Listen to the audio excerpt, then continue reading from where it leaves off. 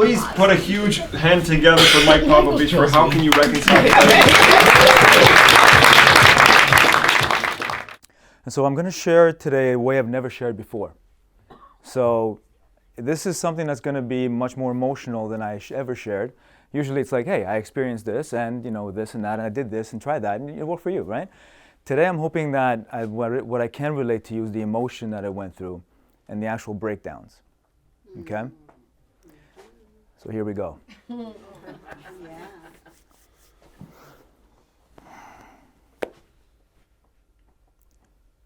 Who's this person looking back in the mirror at me?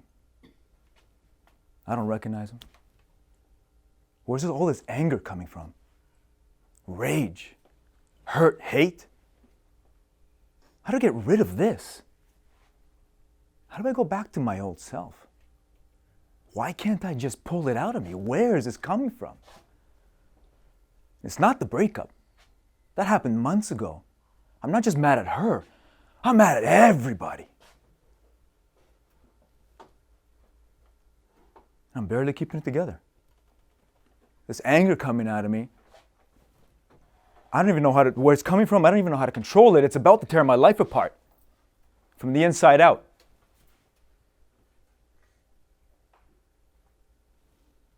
But it took me about 10 years to start digging into it and to figure it out and to really make some headway with it.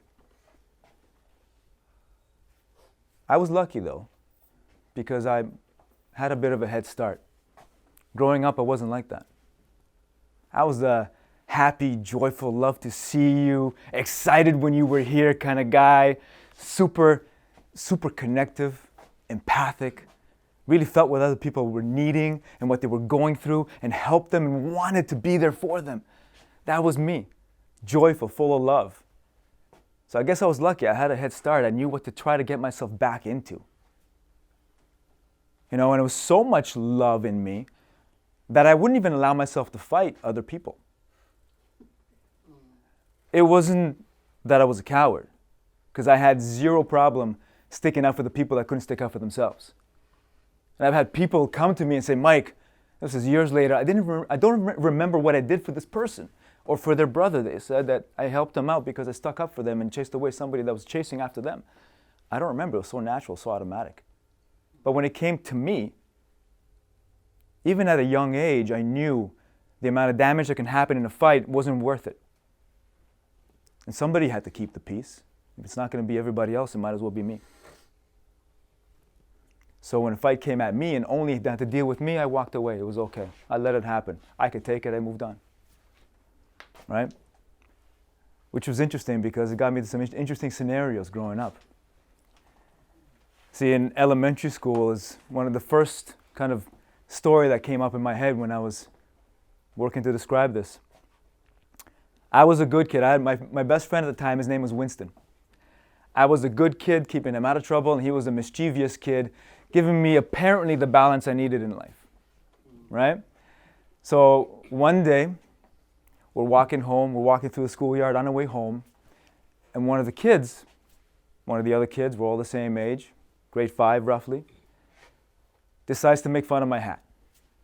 It was a toque, it was winter, gray hat, something normal. But he knew, I guess maybe decided to seize the opportunity, knowing that I wouldn't fight back. It's like, ugly hat, man. Winston steps up. Actually, because I was about to walk away, Winston steps up and goes, better be careful, man. Mike's gonna kick your ass. I'm going, huh? Apparently Winston found his fight promoter moment. His Don King moment came up. And before I knew it, the circumstances and the agreements for the upcoming fight were being dealt with. So this guy's like, Mike's not going to do anything. Man, Mike's going to take you down. No, he won't. He can't do anything. He's like, all right, you know what? We're going to make this happen. He goes, all right, guys, taking out. No, not today. We're going to do this proper. And tell your friends. Tomorrow, by the tree. We all had that school place when we were young where stuff got resolved, right? We had the tree in the schoolyard. Right? Yeah, so I'm like, okay, we walk home. The next day comes by. The whole school is buzzing with it. I'm on my way out the doors, on my way home, right? I mean, actually, I knew where I was going. I wasn't going home. I walked out the doors, and the whole school was outside in this yard waiting for me so we can escort the two fighters to the place. So here I am going in my head, all right, let's make whatever this is happen. So I take a couple of steps into the crowd. Before I know it, this guy's friend jump kicks me in the stomach. It was too late. Something happened. The switch flicked. I look down, drop my bag. Before I know it, I've got his head in my hands, and I am wailing on him. Now, don't think badly here, because at that age, those hits don't really do a lot of damage, right? But this is happening, right? And apparently, one of his friends is trying to kick me and hit me from behind, but I don't. This stuff's not registering for me because I'm way too busy over here. And the guy I was supposed to fight is being held back by Winston, who, by the way, is loving this. All right, so the fight ends, and needless to say, that fight got me a little bit of respect. And I say a little bit of respect because even though I did well, that didn't take away what had started happening to me when I showed up at that school. Because at that age, in that grade, was when the bullying started. And so as that happened, I had to deal with never knowing how to fit in.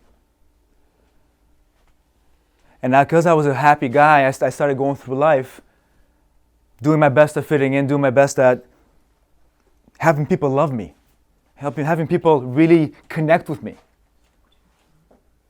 Went into high school, never went away, because apparently somebody from my elementary school knew somebody in my high school. So now I'm dealing with it in high school. I start to realize that people only respect strength. They only respect somebody that doesn't care. So I started working out. I'm still not looking to fight people.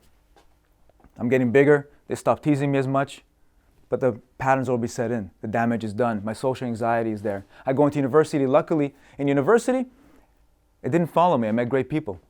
But the damage was done. I still couldn't fit in. I didn't know how to belong.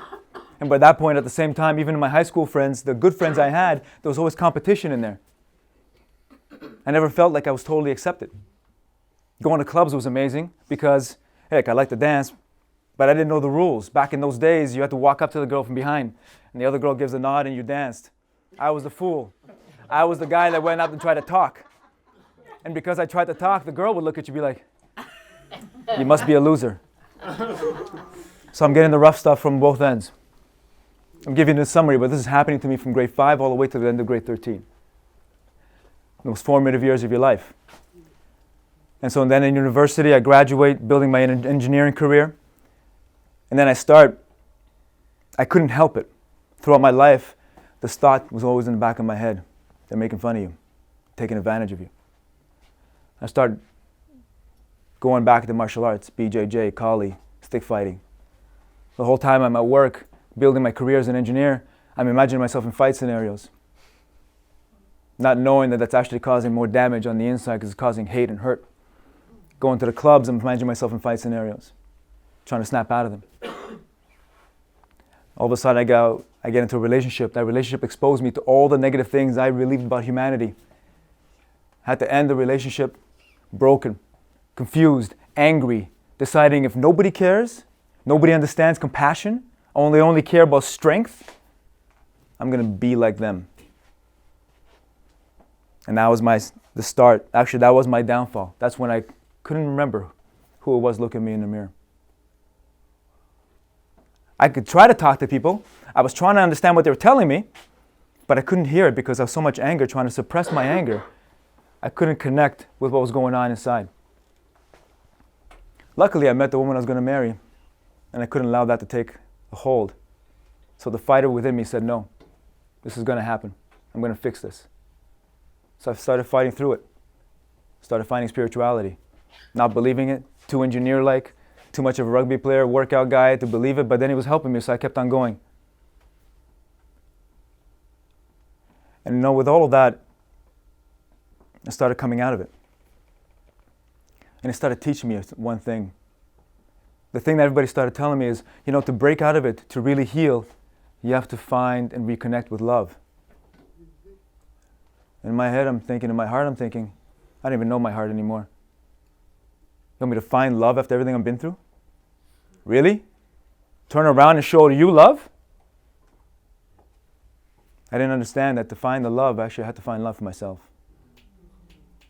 And as I find love for myself, I started to resonate within myself with love, and love started going out to other people. The journey was to find that love and allow that love, because there was a part of me that was fighting against it. But as you find that love, the fighter doesn't go away. The fighter then turns around and fights for the right things. With peace, with clarity. Whether a man or a woman, the fighter within is always in there, but how the fighter presents themselves needs to heal. And once you have that, you start shining the love for everybody. You see everybody as your brother and your sister, regardless of whether or not that had to be earned before. Now, it's there, and you see their dark as much as their light, but you love them regardless. And you live life with joy. And you hope others can see that. Maybe you can help them with your journey the way that others have helped you with theirs. So with that, I hope I helped.